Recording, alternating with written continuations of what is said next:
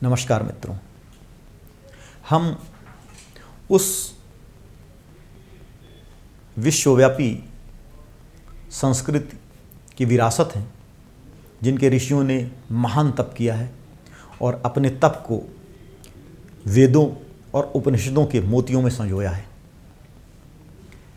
मैं आज ईशावास्योपनिषद का एक श्लोक लूँगा और दिखाऊंगा कि कितनी गहन दृष्टि थी हमारे ऋषियों की, जो आज से हजारों साल पहले उन्होंने प्रकृति के मूल्य को समझा, सस्टेनेबल डेवलपमेंट को समझा, मनुष्य को किस तरह का जीवन जीना है, हमारे जीवन के लक्ष्य क्या हों, इस पर विचार किया।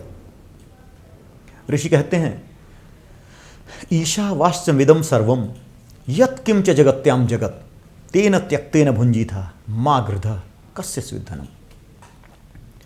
जो कुछ भी है इस संसार में वह सब ईश्वर है, वह सब ईश्वर में है। ईश्वर के बाहर कुछ भी नहीं है। अगर ईश्वर पूर्ण है तो ईश्वर से बाहर कुछ हो ही नहीं सकता। अगर ईश्वर से बाहर कुछ हो जाए तो वह पूर्ण नहीं रहेगा, उसके अंदर अपूर्णता आ जाएगी, वह सर्वव्यापी नहीं होगा। अगर ईश्वर सर्वव्यापी है इसका मतलब है कि ईश्वर से बाहर कुछ भी नहीं है, शैतान कहीं है ही नहीं। अगर शैतान है इसका मतलब है कि ईश्वर लिमिटेड है, शैतान ने ईश्वर को लिमिटेड कर दिया है, शैतान ने ईश्वर की पावर को लिमिट कर दिया है। ईशावास्योपनिषद कहती है कि सब कुछ ईश्वर में ही है। यह हमारी बुद्धि है कि हम उसमें क्या देखते हैं। शैतान हमारे दिमाग में, हमारी सोच में है, ईश्वर में कुछ नहीं, ईश्वर के अलावा है ही नहीं कुछ। यत् किंच जगत्याम जगत, जो भी है, चाहे वो चेतन है चाहे अचेतन, जो कुछ भी है सब ईश्वर है। हमें जीवन को जीना है, हमें जीवन को उपभोग करना है, इस प्रकृति को उपभोग करना है। किस तरह उपभोग करना है? त्याग पूर्वक उपभोग करना है। हम जीवन को उपभोग करें। जितने भी प्रकृति में संसाधन हैं हमारी आवश्यकताओं की पूर्ति के लिए पर्याप्त हैं, लेकिन हमारी लालच की पूर्ति के लिए पर्याप्त नहीं है। अगर हम आधाधुंध उपभोग करते जाएंगे तो एक समय ऐसा आएगा यही प्रकृति के संसाधन हमारे लिए कम पड़ जाएंगे। इसीलिए हमें त्याग पूर्वक भोग करना है। तेन त्यक्तेन भुंजीथा, त्याग करना है। किसका त्याग करना है? फल की इच्छा का त्याग करना है। हमें चीज़ों का उपभोग करना है, उपभोग होता जाए, लेकिन अगर हम फल की इच्छा रखेंगे और फल की इच्छा रख के चीज़ों का संग्रह चालू करेंगे तो हम प्रकृति का दोहन करने लगेंगे।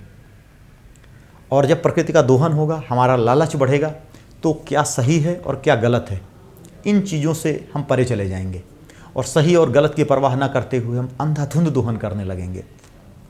अंधाधुंध दोहन का परिणाम ये होगा कि प्रकृति में एक सामंजस्य बिगड़ जाएगा और जो हमारे लिए श्रेयस्कर है वो ना हो सकेगा। इसीलिए आगे कहते हैं, मा गृधः, लालच मत करो, गिद्ध की तरह मत बनो। जितना ज़रूरी है वही लो प्रकृति से। धनम कस्य स्विद्, ये धन किसका है? यह धन किसी का नहीं है, क्योंकि सब कुछ प्रभु है। इस प्रकृति से उतना ही लिया जाना चाहिए जितना आपके लिए आवश्यक है, और जितना कम से कम इस प्रकृति में हस्तक्षेप करो वही अच्छा है। इस प्रकृति के पुत्र बनकर जियो, क्योंकि प्रकृति ही ईश्वर है और आप भी इस प्रकृति का ही अंश हो। प्रकृति के साथ मिलकर जीना है, तभी हम जीवन को आगे बढ़ा सकते हैं और अपने जीवन में पूर्णता ला सकते हैं। अगर हम प्रकृति के विरुद्ध जाते रहेंगे या अपनी लालच को बढ़ाते रहेंगे तो धीरे धीरे वो समस्याएं आएंगी। और आज का मानव जो कार्य कर रहा है, हम देखते हैं कि ये हमारे ऋषियों ने कब विचार किया था? आज से लगभग 2500 साल पहले। वेदों पर चर्चा के प्रसंग में और वेदों में विज्ञान की चर्चा के प्रसंग में हम देखेंगे कि किस तरह हमारे ऋषियों का चिंतन व्यापक था। जो वैज्ञानिक सिद्धांत आज के विज्ञान ने 19वीं और 20वीं शताब्दी में खोजे हैं, हमारे ऋषियों ने बहुत पहले दे दिए थे। हम आज जानते हैं, आज भी बहुत सारे लोगों को पता नहीं है। अगर मैं आपसे पूछूं कि 5 से 5 घटाओगे तो कितना आएगा, आप बताओगे 0 आएगा। 10 से 10 घटाओगे कितना आएगा? 0 आएगा। इन्फिनिटी से इन्फिनिटी घटाओगे तो क्या आएगा? आप कहोगे 0 आएगा, लेकिन 0 नहीं आएगा। इन्फिनिटी से अगर आप इन्फिनिटी घटाओगे तो इन्फिनिटी ही आएगा, 0 नहीं आएगा। ये थ्योरी है जो कि हमें 19वीं 20वीं शताब्दी में पढ़ाई है। आज बताइए, हमारे ऋषि कहते हैं पूर्णमदः पूर्णमिदं पूर्णात् पूर्णमुदच्यते पूर्णस्य पूर्णमादाय पूर्णमेवावशिष्यते। पूर्णस्य अर्थात पूर्ण से पूर्णम आदाय पूर्ण घटाने पर पूर्णम एव अवशिष्यते पूर्ण ही बचता है, पूर्ण ही अवशिष्ट रहता है। पूर्ण से अगर पूर्ण को घटाया जाए तो पूर्ण ही रहता है। This is theory of infinity, बहुत बड़ा मैथमेटिकल थ्योरी है। ये हमारे ऋषियों ने दिया था वेद के समय में, वैदिक ऋषियों ने दिया था, वो ज्ञान है। पूर्णमदः पूर्णमिदम, ईश्वर पूर्ण है और पूर्ण में अगर जोड़ोगे कुछ तो पूर्ण ही रहेगा, कुछ बढ़ेगा नहीं। और पूर्ण से पूर्ण घटाओगे तो भी पूर्ण ही रहेगा। ये दिखाता है कि हमारे वैदिक ऋषि कितना चिंतन करते थे और किस तरह की मैथमेटिकल थ्योरी दी थी।